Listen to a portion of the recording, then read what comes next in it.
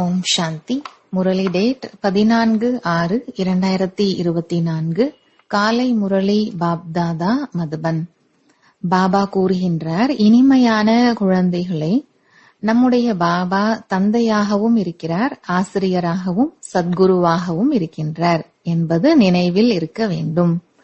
இந்த நினைவுதான் மன்மனா பவ ஆகும். கேள்வி: மாயாவின் தூசி கண்களில் விழும்போது முதலில் என்ன தவறு நடக்கிறது? பதில்: மாயை முதல் தவறு செய்ய வைக்கிறது. அவர்கள் படிப்பை விட்டுவிடுகிறார்கள். பகவான் படிப்பிக்கின்றார் என்பதை மறந்து விடுகிறார்கள். பாபாவின் குழந்தைகள்தான் படிப்பை விட்டுவிடுகிறார்கள். இது கூட அதிசயமாக இருக்கிறது. இல்லையென்றால் இந்த ஞானம் உள்ளுக்குள்ளேயே குஷியில் நடனம் ஆடும் அளவிற்கானது. ஆனால் மாயாவின் தாக்கம் ஒன்றும் குறைந்தது இல்லை. அது படிப்பையே விட்டுவிட வைக்கிறது. படிப்பை விட்டுவிடுவது என்றால் வராமல் இருந்து விடுவது ஆகும். ஓம் சாந்தி. ஆன்மீக தந்தை அமர்ந்து ஆன்மீக குழந்தைகளுக்கு புரிய வைக்கின்றார். யார் குறைவாக புரிந்துள்ளார்களோ அவர்களுக்கு புரிய வைக்கப்படுகிறது.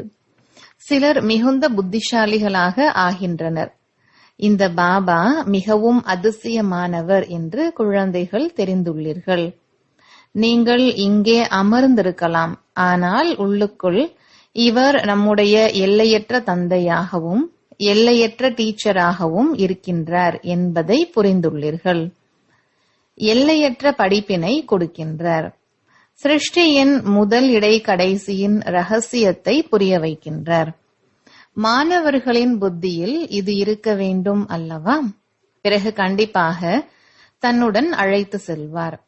இது பழைய மோசமான உலகம். இதிலிருந்து குழந்தைகளை அழைத்து செல்ல வேண்டும் என்று பாபா தெரிந்துள்ளார். எங்கே அழைத்து செல்ல வேண்டும்? வீட்டிற்கு. கன்னி பெண்ணிற்கு திருமணம் நடக்கிறது என்றால் மாமனார் வீட்டை சேர்ந்தவர்கள் வந்து கன்னி பெண்ணிற்கு தங்களுடைய வீட்டிற்கு அழைத்து செல்கின்றார்கள். இப்போது நீங்கள் இங்கே அமர்ந்திருக்கிறீர்கள். பாபா புரிய வைக்கின்றார். குழந்தைகளுக்கு இவர் நம்முடையவர், எல்லையற்ற தந்தையாகவும் எல்லையற்ற படிப்பினையும் கொடுக்கின்றார் என்பது அவசியம் உள்ளுக்குள் தெரிந்திருக்கும். எவ்வளவு உயர்வான தந்தையோ அந்த அளவிற்கு படிப்பினையும் கூட மிகவும் எல்லையற்றதாக கொடுக்கின்றார். படைப்பின் முதல் இடை கடைசியின் ரகசியம் குழந்தைகளின் புத்தியில் இருக்கிறது. பாபா நம்மை இந்த மோசமான உலகத்திலிருந்து அழைத்து செல்வார் என்பதை குழந்தைகள் தெரிந்துள்ளனர். இதை உள்ளுக்குள் நினைவு செய்வதன் மூலம் மன்மனா பவ என்பதாகும். நடக்கும் போதும் சுற்றும் போதும் எழும் போதும் புத்தியில் இந்த நினைவு இருக்கட்டும். அதிசயமான பொருளை நினைவு செய்ய வேண்டியுள்ளது அல்லவா? நல்ல விதத்தில் படிப்பதன் மூலம், நினைவு செய்வதன் மூலம் நாம் உலகத்திற்கு எஜமானர்களாக ஆகின்றோம் என்பதை தெரிந்துள்ளீர்கள். கண்டிப்பாக இது புத்தியில் ஓட வேண்டும். முதலில் பாபாவை நினைவு செய்ய வேண்டும். ஆசிரியர் கிடைக்கின்றார். நம்முடைய எல்லையற்ற ஆன்மீக தந்தை என்பதை குழந்தைகள் தெரிந்துள்ளனர். சகஜமாக நினைவூட்டுவதற்காக பாபா யுக்திகள் கூறுகின்றார். என்னை மட்டும் நினைவு செய்யுங்கள். அந்த நினைவின் மூலம்தான் அரை கல்பத்தின் விக்கர்மங்கள் வினாசம் ஆகும். தூய்மை ஆகுவதற்காக நீங்கள் பிறவி பிறவியாக பக்தி, ஜபம், தவம் போன்றவற்றை நிறைய செய்திருக்கின்றீர்கள். கோவிலுக்கு செல்கிறார்கள், பக்தி செய்கிறார்கள். நாம் பரம்பரையாக செய்து கொண்டு வருகின்றோம் என்று புரிந்து கொள்கிறார்கள். சாஸ்திரங்கள் எப்போதிலிருந்து கேட்கின்றீர்கள்? பரம்பரை பரம்பரையாக என்று கூறுவார்கள். மனிதர்களுக்கு எதுவும் தெரிவதில்லை. சத்யுகத்தில் சாஸ்திரங்கள் இருப்பதே இல்லை. குழந்தைகளாகிய நீங்கள் அதிசயப்பட வேண்டும். பாபாவை தவிர வேறு யாரும் இந்த விஷயத்தை புரிய வைக்க முடியாது. இவர் தந்தையாகவும் டீச்சராகவும் சத்குருவாகவும் இருக்கின்றார். இவருக்கு தாய் தந்தை இல்லை. ஷிவ் பாபா யாருடைய குழந்தை என்று யாராலும் சொல்ல முடியாது. இந்த விஷயங்கள் அடிக்கடி நினைவில் இருக்க வேண்டும். இதுதான் மன்மனா பவ ஆகும். டீச்சர் படிப்பிக்கின்றார், ஆனால் அவர் எங்கேயும் படித்தவர் இல்லை. இவருக்கு யாரும் படிப்பிக்கவும் இல்லை. அவர் ஞான கடலாக, மனித சிருஷ்டியின் விதை ரூபமாக, ஞானம் நிறைந்தவராக இருக்கின்றார். சைத்தன்யமாக இருக்கின்ற காரணத்தால் அனைத்தையும் கூறுகின்றார். குழந்தைகளே, நான் யாருக்குள் பிரவேசம் ஆகியிருக்கின்றேனோ அவர் மூலமாக நான் உங்களுக்கு முதலிலிருந்து இந்த நேரம் வரை அனைத்து ரகசியங்களையும் புரிய வைக்கின்றேன் என்று கூறுகின்றார். கடைசியை பற்றி பின்னால் சொல்வேன். இப்போது கடைசி நேரம் வருகிறது என்று அந்த சமயத்தில் நீங்களும் புரிந்து கொள்வீர்கள். வரிசை கிரமமாக கர்மாதீத் நிலையையும் அடைந்து விடுவீர்கள். நீங்கள் அறிகுறிகளை பார்ப்பீர்கள். பழைய உலகத்தின் விநாசம் நடக்கத்தான் வேண்டும். இதை அநேக முறை பார்த்திருக்கின்றீர்கள், மேலும் பார்த்து கொண்டே இருப்பீர்கள். கல்பத்திற்கு முன்னால் எப்படி படித்தீர்களோ அப்படியே படிக்கின்றீர்கள். ராஜ்யத்தை அடைந்தீர்கள், பிறகு இழந்தீர்கள்.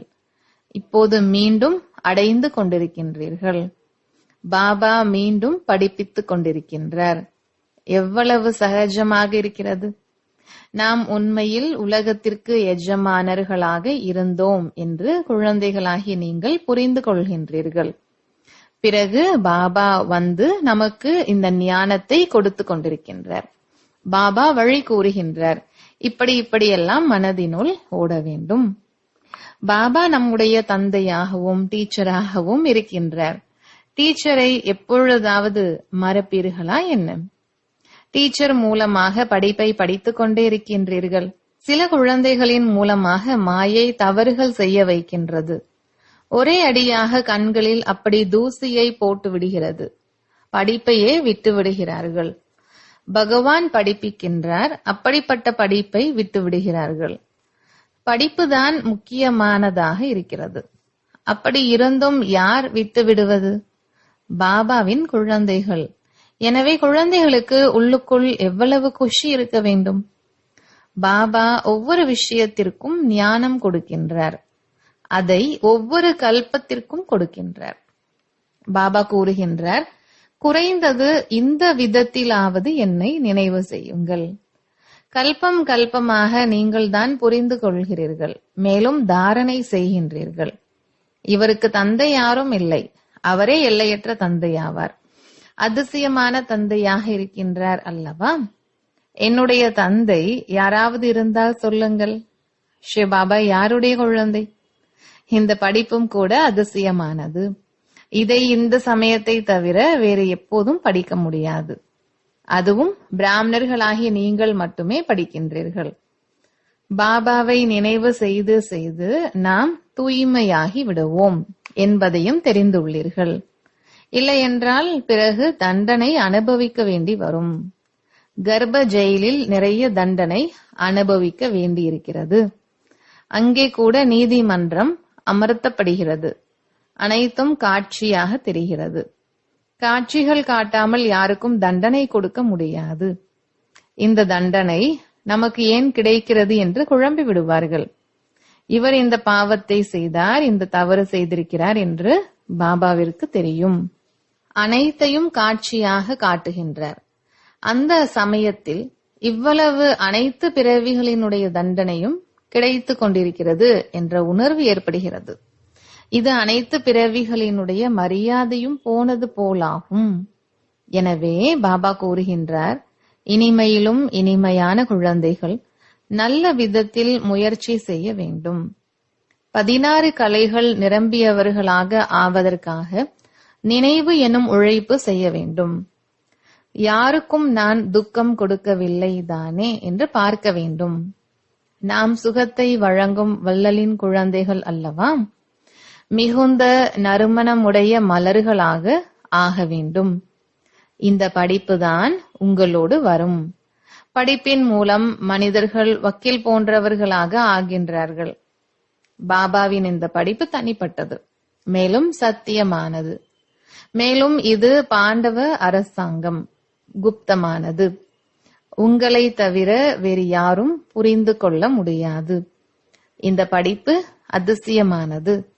ஆத்மாதான் கேட்கிறது. பாபா அடிக்கடி புரிய வைக்கின்றார், படிப்பை ஒருபோதும் விட்டுவிடக் கூடாது. மாயை விட வைக்கிறது. பாபா கூறுகின்றார், அப்படி செய்யாதீர்கள், படிப்பை விடாதீர்கள். பாபாவிடம் தகவல் வருகின்றது அல்லவா? குறிப்பேட்டின் மூலம் அனைத்தும் தெரிகிறது. இவர் எவ்வளவு நாள் வரவில்லை. படிப்பை விட்டு விடுகிறார்கள் என்றால் பாபாவையும் மறந்து விடுகிறார்கள். உண்மையில் இவர் மறக்கும் பொருள் அல்ல. இவர் அதிசயமான தந்தையாவார். இது ஒரு விளையாட்டை போன்றது என்றும் புரிய வைக்கின்றார். விளையாட்டை பற்றிய விஷயத்தை யாருக்கு சொன்னாலும் உடனே நினைவில் நின்று விடுகிறது. ஒருபோதும் மறந்து போவதில்லை. இவர் தன்னுடைய அனுபவத்தையும் கூறுகின்றார். சிறு வயதிலேயே வைராகியமுடைய சிந்தனையாளராக இருந்தார்.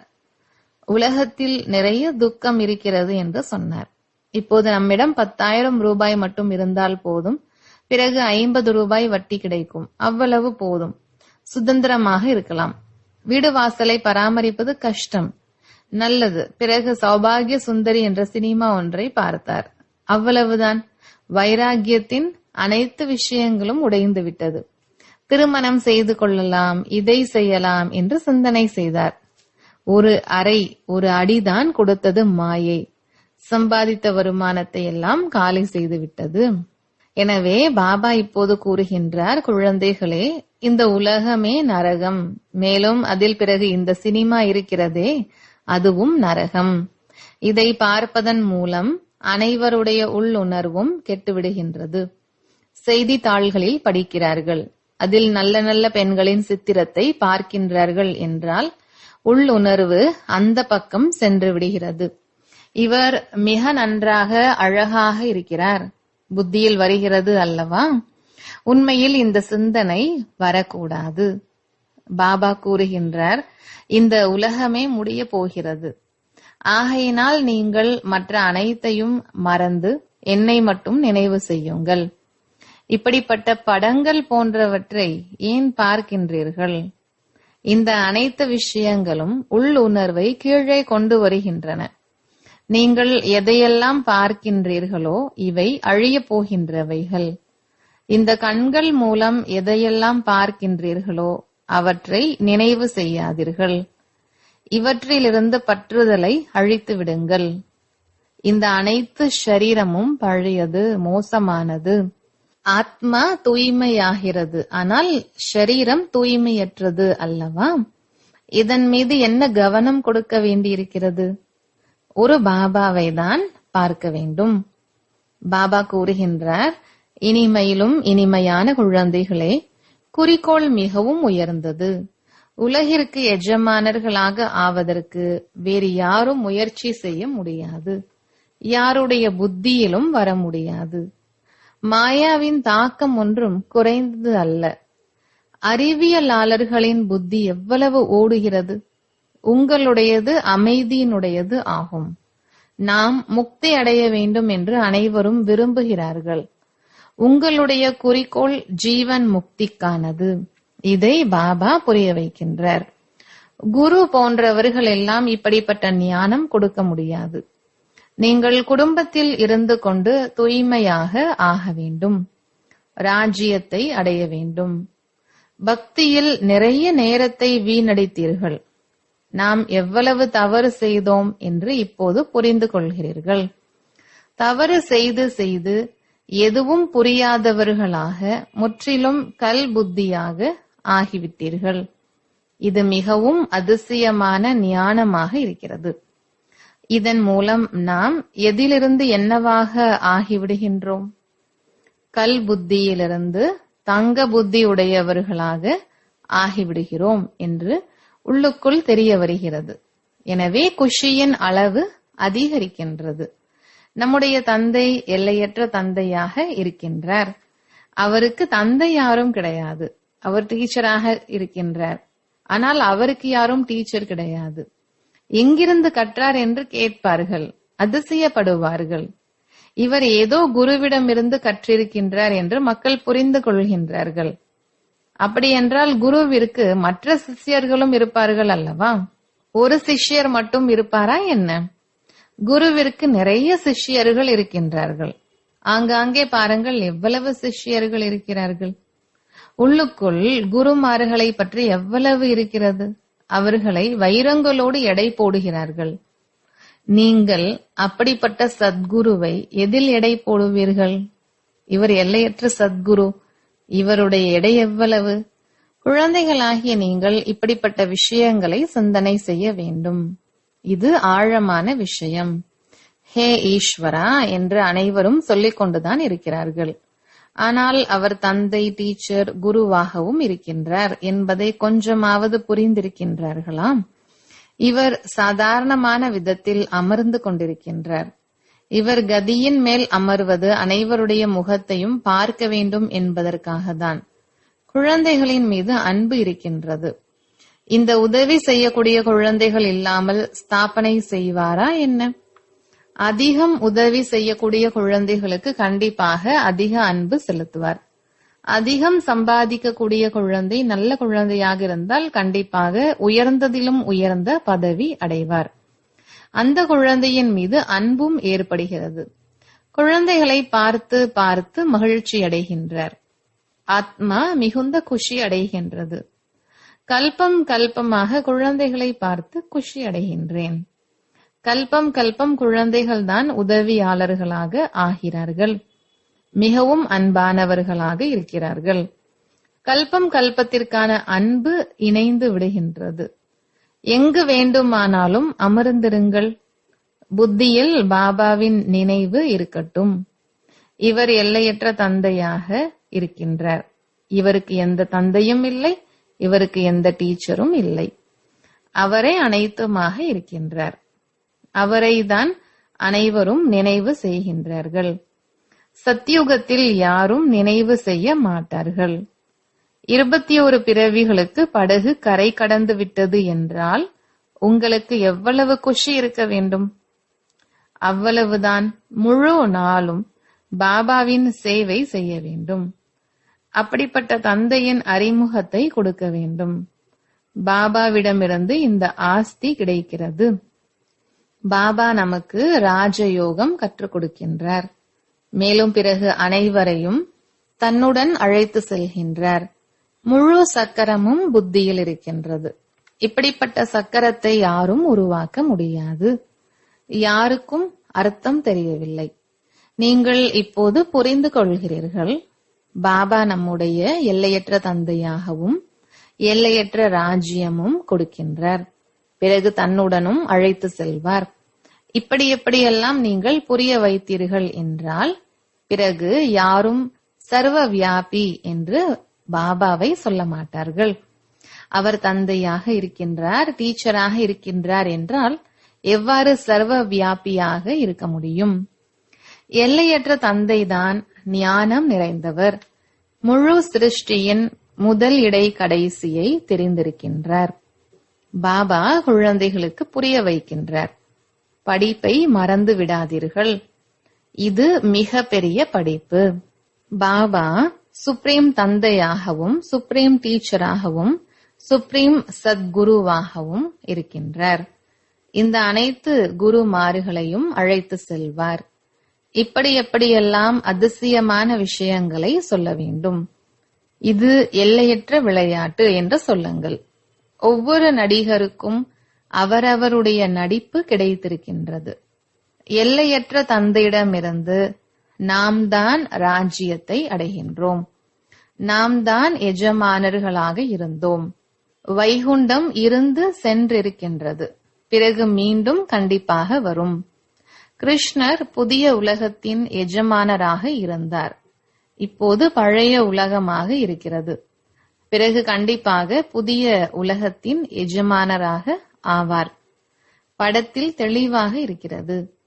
நீங்கள் தெரிந்திருக்கின்றீர்கள். இப்போது நம்முடைய கால்கள் நரகத்தின் பக்கமும் முகம் சொர்க்கத்தின் பக்கமும் இருக்கிறது. அதுதான் நினைவில் இருக்கிறது. இப்படி நினைவு செய்து செய்து கடைசி நேரத்தில் புத்தியில் என்ன இருக்கிறதோ அப்படிப்பட்ட நிலை ஆகிவிடும். எவ்வளவு நல்ல நல்ல விஷயங்களாக இருக்கிறது. இதை சிந்தனை செய்ய வேண்டும். அச்சா, இனிமையிலும் இனிமையான காணாமல் போய் கண்டெடுக்கப்பட்ட செல்ல குழந்தைகளுக்கு தாயும் தந்தையுமான பாப் தாதாவின் அன்பு நினைவுகளும் காலை வணக்கமும். ஆன்மீக குழந்தைகளுக்கு ஆன்மீக தந்தையின் நமஸ்காரம். தாரணைக்கான முக்கிய சாரம். முதலாவது, இந்த கண்களின் மூலம் என்னவெல்லாம் தெரிகிறதோ அவற்றிலிருந்து பற்றை நீக்க வேண்டும். ஒரு பாபாவை மட்டுமே பார்க்க வேண்டும். உள் உணர்வை சுத்தமாக்குவதற்காக இந்த பதீதமான ஷரீரத்தின் பக்கம் கொஞ்சம் கூட கவனம் செல்லக்கூடாது. 2, பாபா சொல்லக்கூடிய தனிப்பட்ட மற்றும் சத்தியமான ஞானத்தை நல்ல விதத்தில் படிக்க வேண்டும் மற்றும் படிப்பிக்க வேண்டும். படிப்பை ஒருபோதும் தவறவிடக் கூடாது. வரதானம்: அமைதி சக்தியை பயன்படுத்துவதன் மூலம் ஒவ்வொரு காரியத்தில் எளிதாக வெற்றியை பலனாக அடையக்கூடிய பிரயோகி ஆத்மா ஆகுங்கள். இப்பொழுது நேர மாற்றத்தின்படி அமைதி சக்தி என்ற சாதனத்தை பயன்பாட்டில் கொண்டு வரும் பிரயோகி ஆத்மா ஆகுங்கள். வார்த்தைகளின் மூலம் ஆத்மாக்களுக்குள் அன்பு என்ற சகயோக பாவனையை உருவாக்குவது போன்று சுப பாவனை, அன்பான பாவனைக்கான ஸ்திதியில் நிலைத்திருந்து அவர்களுக்குள் சிரேஷ்ட பாவனைகளை உருவாக்குங்கள். தீபம் தீபத்தை ஏற்றுவது போன்று உங்களது சக்திசாலியான சுப பாவனை மற்றவர்களுக்குள் மிக உயர்ந்த சிரேஷ்ட பாவனையை உருவாக்கிவிடும். இந்த சக்தியின் மூலம் ஸ்தூல காரியத்தில் மிக எளிதாக வெற்றியடைந்து விடுவீர்கள். பிரயோகப்படுத்தி பாருங்கள், அவ்வளவுதான். ஸ்லோகன்: அனைவருக்கும் பிரியமானவர்களாக ஆக வேண்டும் என்றால் மலர்ந்திருக்கும் ஆன்மீக ரோஜா மலராக ஆகுங்கள், வாடிய மலராக அல்ல. நல்லது. ஓம் சாந்தி.